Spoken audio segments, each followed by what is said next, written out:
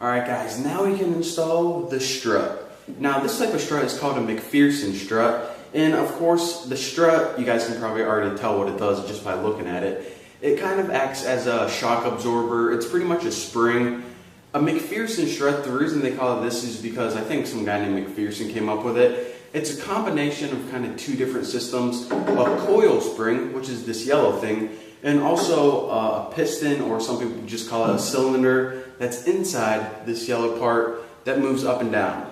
So really easy. Again, some people call it a shock absorber. A strut is just a specific type of shock absorber. So now that you know what it is, let's go ahead and put it on. Go ahead and first bolt it on the top, and the way it goes on is it bolts through here on top and here on bottom. So let me do that right now.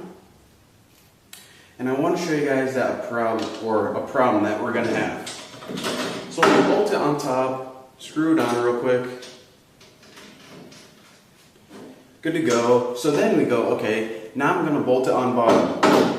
But look, the strut is too long. So we have a couple options here. First, what we can do is, they sell this tool called a strut compression tool, and what it does is it takes these coils and pinches them together, so whenever they pinch together, the piston can pretty much shorten, or that little cylinder can go back into the piston, so then your entire strut shortens.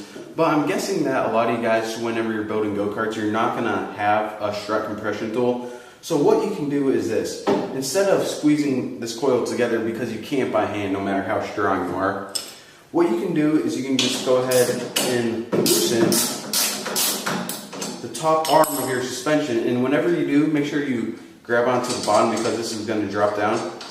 Just go ahead and temporarily loosen this, just let it fall down, and now your arm's going to be able to sway and meet your strut exactly where it needs to be.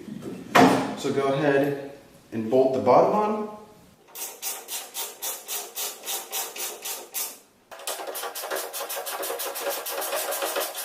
So now the only thing you have to do is, of course, put your knuckle back into place, and I already showed you guys how to do that. And once you're done with that, do the exact same thing to the other side, and that's it. Your front suspension is good to go. You're ready to move on to the next part. Alright guys, check it out. Our front suspension system is now complete. Both sides have the struts hooked up. I actually did that one before.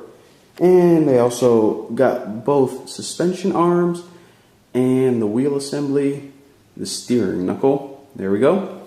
So now what we can do is actually hook up the steering, which of course consists of the steering wheel, and you know, the brakes, and well, we got a lot to go. We got a long ways to go, but we're getting there.